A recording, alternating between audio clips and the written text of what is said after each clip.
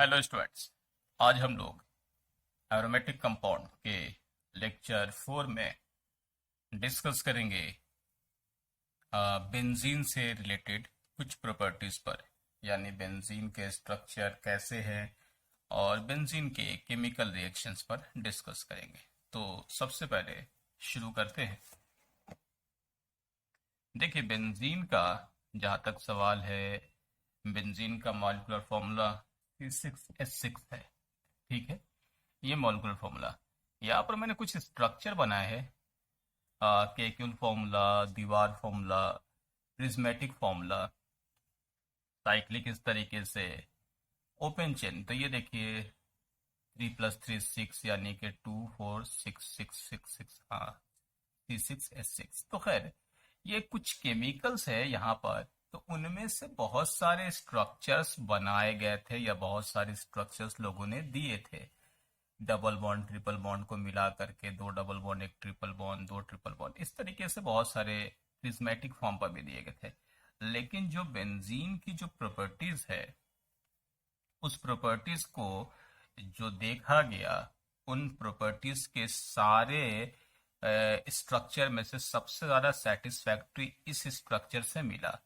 इसलिए Kekulé formula जो है बेंजीन के स्ट्रक्चर को यहाँ पर ज्यादा सेटिस्फैक्ट्री देने की वजह से ये एक्सेप्टेबल है।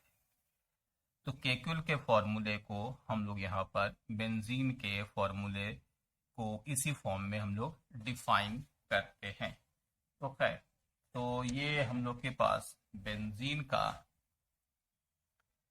जो स्ट्रक्चर है, ये आपने पहले रेजोनेटिंग स्ट्रक्चर में देखा ही हुआ है। रेजोनेटिंग स्ट्रक्चर में हम लोग ने बात किया था, रेजोनेटिंग स्ट्रक्चर है, ये रेजोनेंस हाइब्रिड है, हाइब्रिडाइजेशन sp2 है, क्योंकि प्लेनर था, बॉन्ड एंगल 120 था।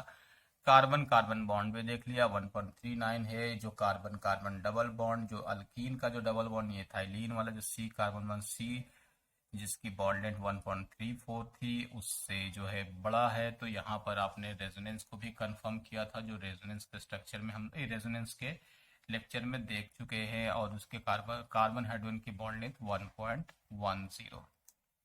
नॉन पोलर होता है, तो वाटर में सॉल्युबल नहीं है, इनसॉल्युबल इन वाटर, और like dissolve like organic solvent में ये सॉल्युबल होता। तो ये इनकी प्रॉपर्टीज है। मेन हम लोग को जो देखना है रिएक्शंस, वो यानी कि मेन जो प्रॉपर्टीज है उसकी केमिकल रिएक्शंस यानी केमिकल प्रॉपर्टीज। तो benzene are characterized by substitution reaction, but under special condition it can also show addition and oxidation reaction। Mainly जो हम लोग बेंजीन के रिएक्शंस की बात करेंगे, तो उनमें सब्स्टिट्यूशन रिएक्शन ही मेन है। लेकिन इनमें कुछ स्पेशल कंडीशन में इनमें ऑक्सीडेशन और एडिशन रिएक्शन भी देखने को मिलता है। तो ये हुआ इनके रिएक्शन की बात। तो अब देखिए, ये मेन पॉइंट आपके लिए है, 3 possible mechanism for aromatic substitution reaction: electrophilic, nucleophilic, free radical.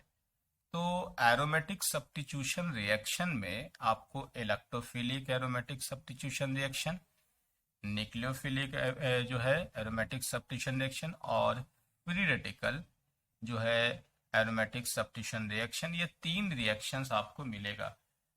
यहाँ पर न्यूक्लियोफिलिक सब्स्टिट्यूशन रिएक्शन जो है, ये नॉर्मल बेंजीन पर तो देखने को नहीं मिलेगा। यहाँ पर यानी कि हेलोबेंजीन, जब हम लोग हेलोबेंजीन जब पढ़ेंगे, तो कुछ electron withdrawing group nitro type के वहाँ पर लगे होने के बाद वहाँ पर न्यूक्लियोफिलिक सब्स्टिट्यूशन रिएक्शन भी हम लोग देखने वाले हैं। नॉर्मल वे में बेंजीन में जो रिएक्शंस हम लोग को पढ़ने हैं, या जो हम लोग बेंजीन में रिएक्शन पढ़ते हैं, वो सबसे मेन है इलेक्ट्रोफिलिक एरोमेटिक सब्स्टिट्यूशन रिएक्शन। जो सबसे मेन रिएक्शन है बेंजीन का, वो यही है, इलेक्ट्रोफिलिक एरोमेटिक सब्स्टिट्यूशन रिएक्शन, जिसको हम लोग शॉर्ट में EAS कहते हैं। EAS यानी कि इलेक्ट्रोफिलिक एरोमेटिक सब्स्टिट्यूशन रिएक्शन जो है EAS, यानी यहाँ पर इस फॉर्म में देखिए एक बेंजीन बना दिया मैंने और यहाँ पर ब्लू कलर से मैंने हेड-वन लगा दिया। वैसे आपको पता है कि इस पर हेड-वन होता ही है, लेकिन मैंने यहाँ पर हेड-वन दिखा दिया ताकि आपको दिखा पाए सब्स्टिट्यूशन का। यहाँ पर E प्लस और B माइनस है, यहाँ पर E प्लस को इलेक्ट्रोफाइल मान लो। इस इलेक्ट्रोफाइल को किसी भी हेड-वन से रिप्लेस को तो मान लेते हैं यहाँ से रिप्लेस, ये H यहाँ से हटा और E यहाँ पर से इधर पहुंच गया, तो इसको कहते हैं सब्स्टिट्यूशन। तो देखिए यहाँ पर E जो है यहाँ आ गया और H इसके पास आ गया, तो देखिए HB बन गया। तो ये हुआ बेंजीन में मौजूद हाइड्रोजन को किसी इलेक्ट्रोफाइल से सब्स्टिट्यूट कर देना, इसी को कहते हैं इलेक्ट्रोफिलिक एरोमेटिक सब्स्टिट्यूशन रिएक्शन। यानी किसी इलेक्ट्रोफाइल से एरोमेटिक कंपाउंड, यानी कि फिलहाल यहाँ पर तो बेंजीन दिख रहा है, तो यहाँ पर इलेक्ट्रोफिलिक एरोमेटिक सब्स्टिट्यूशन रिएक्शन यानी हाइड्रोजन को हटा करके किसी इलेक्ट्रोफाइल को जोड़ना। तो इलेक्ट्रोफिलिक एरोमेटिक सब्स्टिट्यूशन रिएक्शन का मेन मामला यही है कि हाइड्रोजन को हटाना है और इलेक्ट्रोफाइल को ला करके जोड़ देना है। ठीक है, अब देखिए इसको जोड़ने में क्या मैकेनिज्म काम करता है, कैसे हम लोग इसको जोड़ेंगे, तो वो आपको देखना है। Mechanism of electrophilic aromatic substitution reaction, क्या मैकेनिज्म लगता है। सबसे पहले जनरेशन ऑफ इलेक्ट्रोफाइल, सबसे पहले इलेक्ट्रोफाइल को जनरेट कर लेना है, बना लेना है, या इलेक्ट्रोफाइल आपके पास होना चाहिए। पहला काम इलेक्ट्रोफाइल को जनरेट करना। दूसरा है फॉर्मेशन ऑफ कार्बोकेटाइन इंटरमीडिएट। जब इलेक्ट्रोफाइल बन जाता है तो उस इलेक्ट्रोफाइल को जब बेंजीन के ऊपर जोड़ते हैं तो जोड़ने के दौरान एक इंटरमीडिएट बनता है जो कार्बोकेटाइन होता है। यानी कि इलेक्ट्रोफाइल पहले बनना हो चाहिए, इलेक्ट्रोफाइल आपके पास चाहिए, दूसरे में इलेक्ट्रोफाइल को जोड़ना है। जब इलेक्ट्रोफाइल को जोड़ोगे तो जोड़ने पर आपके पास एक इंटरमीडिएट होगा, वो कार्बोकेटायन होगा। जैसा मैंने आपसे शुरू में डिस्कस किया था कि रिएक्शन बहुत सारे अलग अलग पाथ से जाते हैं, तो इलेक्ट्रोफिलिक एरोमेटिक सब्स्टिट्यूशन रिएक्शन में जो प्रोडक्ट बनते हैं तो उसमें इंटरमीडिएट कार्बोकेटायन बनते हैं। ये हो गया तीसरा। और वहां पर जब कार्बोकेटायन बनेंगे तो लॉस एरोमेटिक कैरेक्टर यानी कि एरोमेटिसिटी वहां पर लॉस हो जाएगी, जो अभी हम लोग एग्जाम्पल से समझेंगे।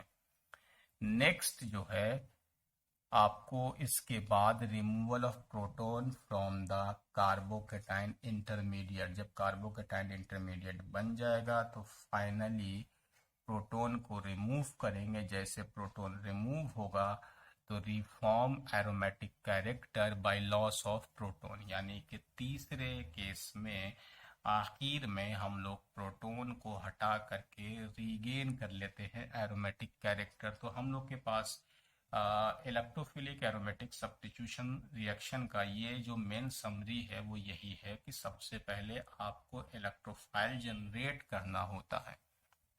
दूसरी बात, इलेक्ट्रोफाइल जब जनरेट कर चुके होते हैं तो आप वहां पर बेंजीन या एरोमेटिक कंपाउंड के ऊपर अटैक कराते हैं, जिससे वहां पर एरोमेटिसिटी चली जाती है और एक कार्बोकेटाइन इंटरमीडिएट बनता है।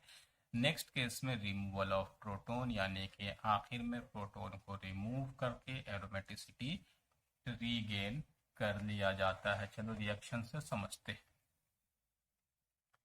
यहाँ पर है स्टेप 1, यहाँ पर ऑलरेडी इलेक्ट्रोफाइल दिख रहा है।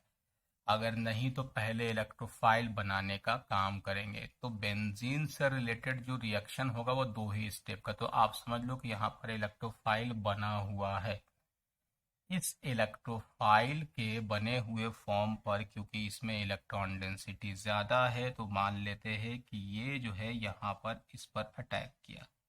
अब ये जो इलेक्ट्रॉन है ना ये वाले, ये मान लो कि 2 इलेक्ट्रॉन इसको दे दो, तो जैसे इलेक्ट्रॉन इसको दोगे तो ऑटोमेटिक क्या होगा, ये वाला पोजीशन जो है ये दोनों इलेक्ट्रॉन इधर जाए तो यहाँ पर इलेक्ट्रॉन डेफिशिएंसी आ जाएगा, तो ये बन गया पॉजिटिव। ठीक है ना। ये बेंजीन के किसी भी पाई बॉन्ड को यहाँ पर अटैक करा दो, मैंने यहाँ पर कराया है, तो ये वाला पार्ट से अगर अटैक कराया, जैसे मतलब ये ऐसे मान लो, ये इस तरीके से यहाँ पर, नहीं तो ऐसे ही मान लो, ये माइनस ये प्लस हो गया, तो ये इलेक्ट्रॉन डेंसिटी बढ़ा, यहाँ पर ये अटैक कर दिया, ये हो गया। ये बॉन्ड अपनी जगह पर है। अच्छा, मैंने बाकी हेड वन नहीं लिखे क्योंकि आपको यहाँ पर पॉइंट आउट कर दिया कि एक ही हेड वन को, इस वाले को हटाना, किसी को भी हटा सकते, इस बॉन्ड को घुमा करके, यहाँ पर भी, यहाँ पर मैंने इसलिए इसको दिखाया। अब ये देखिए, ये बन गया पॉजिटिव, और ये अभी इलेक्ट्रोफाइल को अपने ऐड कर दिया। अब ये देखिए, इस वाले फॉर्म में ये यहाँ पर घूमेगा, घूमने के बाद यहाँ पर पॉजिटिव इधर आ जाएगा, फिर घूमने के बाद पॉजिटिव इधर आ जाएगा, तो ये आपके पास इस तरीके से आने के बाद ये हो गया आपके पास रेजोनेंस स्टेबलाइज्ड कार्बोकेटायन। तो इसका नाम है एरेनियम आयन या सिग्मा कॉम्प्लेक्स, या इसी को वेलेंट इंटरमीडिएट भी कहते हैं।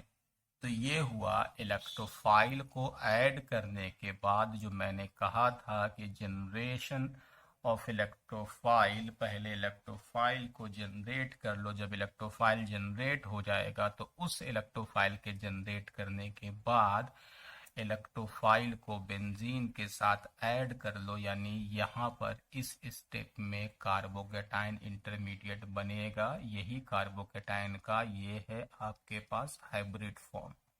अब आप देखिए, मैंने आपसे कहा था कि वहाँ पर एरोमेटिसिटी चली जाती है, तो आप ध्यान दीजिए कि ये वाले केमिकल में कितने बॉन्ड हैं, 1 2 3 4, तो ये sp3 हो गया ना। जब sp3 है तो ऑटोमेटिक है कि बेंजीन का जो यहाँ पर एरोमेटिसिटी है ये ब्रेक कर देगा, और ये sp3 होने का मतलब ये हुआ, आपने कहा कि ये प्लेनर ही नहीं है, इसलिए कंजुगेशन टूट गया। तो इसलिए मैंने आपसे कहा था कि formation of carbocation by the addition of electrophile, जो एरोमेटिसिटी है वो लॉस हो जाता है। ये एरोमेटिसिटी लॉस हो गया, यहाँ पर कार्बोकेटाइन इंटरमीडिएट है जिसका हाइब्रिड फॉर्म ये है। नेक्स्ट स्टेप में बी माइनस, है ना, यहाँ पर देखो ई प्लस बी माइनस था, अब बी माइनस ने क्या किया कि यहाँ पर से एज ए बेस एच को खींचा, और ये देखिए ये वाला बॉन्ड इधर शिफ्ट हो गया, वापस देखिए ये बन गया, ई को हटाने के बाद यानी एरोमेटिक वापस आ गया, और एच बी। ये ही है तरीका। मतलब अगर आप ओवरऑल रिएक्शन देखो तो H को हटा करके E को जोड़ दिया गया है। ये देखिए H हटा E जुड़ गया, पहले यहाँ पर E था, अब यहाँ पर H हो गया, E यहाँ पहुंच गया। तो ये है सिंपल सब्स्टिट्यूशन में H को हटा करके E को जोड़ देना। अब आपके दिमाग में एक सवाल और आने वाला, क्यों? आप बोलोगे कि माइनस यहाँ पर खींच रहे हो, प्लस तो इधर पड़ा हुआ, तो इधर ही पहुंच जाओ ना, मतलब आप इतना मेहनत क्यों कर रहे हो? सिंपल वे में आप बोलोगे कि ये ऐसे है, ये हेडियन की बात तो बाद में आएगी, यहाँ पर ई भी ऐसे है, तो ये वाला जब प्लस यहाँ पर है तो बी माइनस को एज ए न्यूक्लियोफाइल यहीं पर ला करके जोड़ दो और ये प्रोडक्ट बना लो। क्या दिक्कत है भाई? जब पॉजिटिव चार्ज पहले से ही मौजूद है तो सिंपल वे में वहां पर पहुंच जाओ, पॉजिटिव चार्ज को न्यूट्रलाइज कर दो। देखिए, सबसे पहले अगर आप यहां पर इस तरीके से ऐड करते हैं तो इनके एडिशन से ये जो प्रोडक्ट बनेगा, इस प्रोडक्ट में एरोमेटिसिटी चली गई है, तो उस केस में ये वाला प्रोडक्ट जो है इस वाले प्रोडक्ट से हाईली अनस्टेबल हुआ। तो कोई केमिकल जो ऑलरेडी एरोमेटिक है वो नॉन एरोमेटिक में क्यों जाएगा? तो वहां पर उनके बनने के चांस नहीं, यानी कि वो केस फेवरेबल नहीं है। इस वजह से जो आप केमिकल यहाँ पर देख रहे हो, जिसको आप यहाँ पर एज ए न्यूक्लियोफाइल देख रहे हो, वो यहाँ पर डायरेक्ट अटैक नहीं करके वो एज ए बेस काम करता है और ये वाले केमिकल को प्रोटॉन एब्स्ट्रैक्ट करके खींच करके इनको वापस एरोमेटिक कैरेक्टर वाले केमिकल में ले आता है। इसलिए बेंजीन के साथ जब रिएक्शन होगा तो नॉर्मल वे में हमेशा एक बहुत कॉमन रिएक्शन जो इलेक्ट्रोफिलिक एरोमेटिक सब्स्टिट्यूशन रिएक्शन होगा, जिससे वो अपनी एरोमेटिसिटी को गेन करते हुए भी दिखाया गया है। तो ये रिएक्शन से आपको समझ में आ गया कि नॉर्मल वे में एडिशन रिएक्शन क्यों नहीं किया जाता है। चलो ठीक है, आगे चलते हैं। अब इस रिएक्शंस में यहाँ पर एक बहुत सिंपल बात अगर आपको बता दे, इस रिएक्शन में, ठीक है,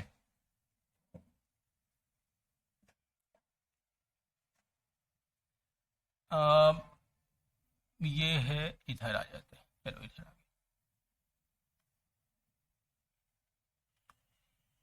ये बेंजीन से E+ हुआ, ऐड किया, ये बन गया, यहां से वापस ये बन गया। ये 2 स्टेप का रिएक्शन है। सबसे पहले तो इतना समझिएगा, स्टेप 1 में बेंजीन की एरोमेटिसिटी को हटा करके कार्बोकेटाइन इंटरमीडिएट बनाना, स्टेप 2 में H को हटा करके वापस एरोमेटिसिटी को रिगेन कर लेना। अब आपसे पूछा जाए कि इनमें से फास्ट और स्लो कौन सा, तो आप बोलोगे यहाँ पर इसकी एरोमेटिसिटी जा रही है, तो इस केस में ये वाला जो रिएक्शन आगे बढ़ने वाला है ये होगा स्लो स्टेप, है ना भाई। बेंजीन की एरोमेटिसिटी ही आपने लॉस कर दी तो वो इस तरफ का रिएक्शन काफी स्लो होगा, और यहां से वो एरोमेटिसिटी रीगेन कर रहा है तो ये होगा फास्ट। यानी ऐसे समझिएगा, क्वेश्चन आपसे अगर वो पूछते हैं कि इलेक्ट्रोफिलिक एरोमेटिक सब्स्टिट्यूशन रिएक्शन में हम लोग जब बेंजीन से रिएक्शन कराते हैं तो उस रिएक्शन में पहला स्टेप है जो फॉर्मेशन ऑफ कार्बोकेटाइन तक पहुंचता है, उसमें वो रिएक्शन स्लो होगा, और दूसरा स्टेप जहां पर वो कार्बोकेटाइन की जो फॉर्मेशन है वो रिगेन करके एरोमेटिक कैरेक्टर में पहुंचता है, वो रिएक्शन फास्ट होगा। तो फास्ट और स्लो ये आपने देख लिया, यानी कि electrophilic aromatic substitution reaction 2 step का रिएक्शन है, स्लो पहला और दूसरा फास्ट। अब इसको ग्राफ से समझिएगा तो आपको ज्यादा क्लियर होगा। यहां पर मैंने पोटेंशियल एनर्जी और रिएक्शन कोऑर्डिनेट के थ्रू दिखाया गया। ये बेंजीन है, इसमें इलेक्ट्रोफाइल ऐड किया है, आपने कहा स्लोएस्ट स्टेप है, तो ये देखिए यहाँ पर इस पीक के थ्रू एक्चुअल में ये ट्रांजिशन स्टेट 1 है, पहला ट्रांजिशन स्टेट। एंड इस केस में यहाँ पर ये एक्टिवेशन एनर्जी है, ये फर्स्ट वाला पहले का, और दूसरा है ये एक्टिवेशन एनर्जी यानी EA2, ये हो गया सेकंड। अगर आपसे कहा जाए कि इनकी जो पीक है वो काफी ज्यादा ऊंची है, यानी इस तरीके से, तो ये सबसे स्लोएस्ट स्टेप हुआ, यानी कि स्लोएस्ट स्टेप आपके पास कौन सा है, ये है, क्योंकि यहां पर आपने देखा। तो उस रिएक्शन में एक और बात समझिएगा कि इस केस में जब रिएक्शन जो है मल्टी स्टेप का हो, यानी एक से ज्यादा स्टेप का होता है, तो जब मल्टी स्टेप के जब रिएक्शन होते हैं तो उस रिएक्शन में ऐसे रिएक्शंस यानी ऐसा स्टेप जहां पर रिएक्शन सबसे स्लो होता है, यानी कि स्लोएस्ट स्टेप, जैसे इसमें 2 स्टेप की रिएक्शन है, उस स्टेप में पहला स्टेप जो है वो स्लोएस्ट स्टेप है, यानी कि फर्स्ट में जहां पर इलेक्ट्रोफाइल को बेंजीन के ऊपर ऐड कर रहे हैं। तो उस स्टेप को जहां पर हम लोग इलेक्ट्रोफाइल को ऐड कर जहां पर रिएक्शन स्लो होता है, उसको हम लोग कहते हैं रेट डिटरमाइनिंग स्टेप, यानी कि ये RDS है। जैसे रिएक्शन के रेट डिफाइन करने होते हैं हम लोग को, मल्टी स्टेप है, किसी का 2 स्टेप, किसी का 3 स्टेप है या उससे ज़्यादा, जो भी हो, तो उस मल्टी स्टेप वाले रिएक्शन के रेट को डिफाइन करना होता है। तो वो उनमें से देखते हैं कि ऐसा कौन सा स्टेप है जो सबसे स्लो हुआ, वो ही उसका रेट डिफाइन करता है। इसलिए हम लोगों से क्वेश्चन में पूछ दे कि इलेक्ट्रोफिलिक एरोमेटिक सब्स्टिट्यूशन रिएक्शन में रेट डिटरमाइनिंग स्टेप कौन सा है, तो आप वहां पर फर्स्ट वाला दिखा देना, यानी कि जहां पर इलेक्ट्रोफाइल को बेंजीन रिंग के साथ रिएक्शन करके फॉर्मेशन ऑफ कार्बोकेटाइन बनाया गया। तो ये हुआ रेट डिटरमाइनिंग स्टेप, जो हम लोग यहाँ पर दिखा रहे हैं कि मल्टी स्टेप में वैसे रिएक्शन जो सबसे स्लोएस्ट होते हैं, यानी सबसे स्लोएस्ट स्टेप जो होते हैं, उसको हम लोग RDS कहते हैं। अब यहाँ पर क्योंकि रिएक्शन 2 स्टेप का है, इसलिए इसमें ट्रांजिशन स्टेट आएगा। तो ट्रांजिशन स्टेट आपके पास 1 और दूसरा है ट्रांजिशन स्टेट 2। इनमें ये जो पार्ट है यहाँ पर जो बीच में जो डिप है वो इंटरमीडिएट, यानी इसमें, इसलिए मैंने अलग अलग कलर दिखाया इन तीनों में। तो आपको इस तीनों फॉर्म में रेट पता चल गया, तो रेट किसको कहते हैं, यानी रेट यानी RDS पता चल गया। तो RDS मैंने कहा कि रेट डिटरमाइनिंग स्टेप होता है, जिसको RDS कहते हैं। और इसमें कहते हैं which is the slowest step in chemical reaction, सबसे स्लोएस्ट स्टेप होता है केमिकल रिएक्शन में, वही रेट होता है। And determines the overall rate of reaction, ये ओवरऑल जो होता है रेट रिएक्शन का डिफाइन करते हैं। तो हमने फिर यहाँ पर आपको दिखाया है कि ये वाले जो है ट्रांजिशन स्टेट 1, ट्रांजिशन स्टेट 2 और ये है इंटरमीडिएट। अब आपको इस चीज का मतलब समझा दे क्या है ये नीचे मैंने बना दिया, ये कलर दिखा दिया है मैंने ग्रीन कलर का। देखिए क्या हुआ, ये है डेल्टा प्लस, कब, अभी तक ये पॉजिटिव पूरा नहीं बनाया है, डेल्टा प्लस बता रहे हैं, यानी कि जब इलेक्ट्रोफाइल अप्रोच किया है, यहाँ पर देखिए डॉटेड लाइन, ये जब इलेक्ट्रोफाइल अप्रोच कर रहा है तो अप्रोच करने के टाइम यहाँ पर थोड़ा सा पॉजिटिव यहाँ दिखा रहे, यानी डेल्टा प्लस दिखा रहे, यानी बॉन्ड नहीं बनाते, ये अभी पाई बॉन्ड है। यही फॉर्म को यहाँ पर दिखाया गया, ये स्टेप इस जगह पर ये ग्रीन दिखा दिया। अब देखिए जैसे ही ये बॉन्ड यहाँ पर पूरी तरीके से जुड़ जाएगा, ये देखिए बॉन्ड जुड़ गया है E, तो उसके जुड़ने के बाद देखिए ये हुआ कंजुगेटेड फॉर्म, थोड़ा रेजोनेंस आ गया। इसके रेजोनेंस के आने की वजह से, यानी कि इंटरमीडिएट कार्बोकेटाइन जो यहाँ पर आपके पास बना है, वो इंटरमीडिएट कार्बोकेटाइन के अकॉर्डिंग यहाँ पर आपके पास E आकर के जुड़ गया है, क्योंकि वहां पर sp3 हाइब्रिडाइज फॉर्म है, इस वजह से वहां पर एक सिंगल बॉन्ड वहां पर आकर के ऐड हुआ, इसलिए इसका नाम सिग्मा कॉम्प्लेक्स है। पाई तो हट ही गया ना, वहां पर पहले वाला फॉर्म जो है वो पाई को दिखा रहा था, लेकिन वो पाई हटने के बाद, अभी देखिए इसलिए दिख रहा है कि यहाँ पर डॉटेड दिखा रहा है, पाई हटने के बाद जो सिग्मा बॉन्ड बना है वही है सिग्मा कॉम्प्लेक्स। तो यहाँ पर बॉन्ड का मतलब समझिएगा, इस पिक से यहाँ पर जो है कि बॉन्ड को डॉटेड दिखा रहे, इलेक्ट्रोफाइल को ऐड करते हैं, यानी इंटरमीडिएट। तो ये वाला फॉर्म जो है ना, ये वाला जो फॉर्म है वो ये है। ग्राफ में अगर दिखाए ना, तो ये जो नंबर 2 दिखा रहे हैं जो पिंक कलर का है वो ये है इंटरमीडिएट। अब नेक्स्ट में अब देखिए कि अब आपका कार्बोकेटाइन जब बन जाता है तो H को हम लोग हटाते हैं, तो देखिए ये डॉटेड लाइन फिर से दिखा रहे हैं, और यहाँ पर देखिए फिर से डेल्टा प्लस कर दिया, ये देखिए यहाँ भी डेल्टा प्लस है और यहाँ भी डेल्टा प्लस है, तो ये भी डॉटेड लाइन है। जैसे ही ये यहाँ से हटेगा, तो हटने के बाद जैसे ही ये बन जाएगा, तो देखिए ये यहाँ पर आ गया। तो ये थर्ड वाला जो है ग्रीन वाला वो ये है, यानी इस ट्रांजिशन स्टेट में, यानी ये इंटरमीडिएट हो गया ये वाला, और ये ट्रांजिशन स्टेट यहाँ पर दिखा रहे हैं, और ये वाला ट्रांजिशन स्टेट ये दिखा रहे हैं, और फाइनली ये बन गया आपके पास पूरी तरीके से सब्स्टिट्यूशन हो गया है। तो इस रिएक्शन में आपने देखा कि रिएक्शंस के दौरान जो है कि ट्रांजिशन स्टेट 1, ट्रांजिशन स्टेट 2 और वहां पर पिक ज्यादा होने की वजह से स्लोएस्ट स्टेप कह रहे हैं, और उसके बाद बॉन्ड को भी दिखाना चाह रहे थे आपको कि बॉन्ड की जो डॉटेड लाइन है और डॉटेड लाइन को किस तरीके से दोनों को डॉटेड लाइन दिखा रहे हैं जो इसकी जो पीक दिखा रहे हैं। तो इस फॉर्म में हम लोग को इलेक्ट्रोफिलिक एरोमेटिक सब्स्टिट्यूशन रिएक्शन जो भी हम लोग कराएंगे तो उनमें इसी ग्राफ के थ्रू पूरा रिएक्शन होगा, चाहे वो नाइट्रेशन हो, चाहे वो हेलोजिनेशन हो या फिडल क्राफ्ट रिएक्शन हो, तो हम लोग इसी के अकॉर्डिंग काम करने वाले हैं। पहला स्टेप स्लोएस्ट स्टेप है, दूसरा स्टेप फास्ट स्टेप है।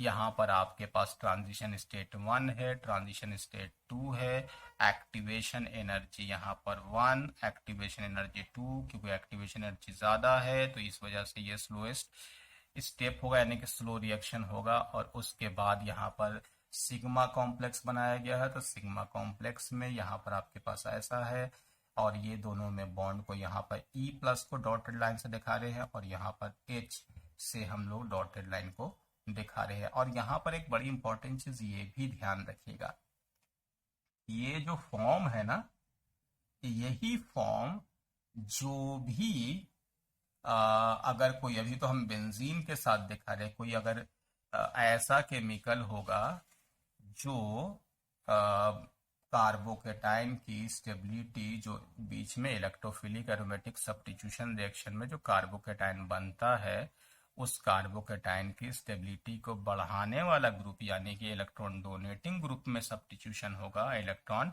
विड्रॉइंग ग्रुप में होगा, तो उसमें आप समझ सकते हो कि जो भी कार्बोकेटाइन की स्टेबिलिटी बढ़ाएगा वो रेट ऑफ रिएक्शन को बढ़ा देगा।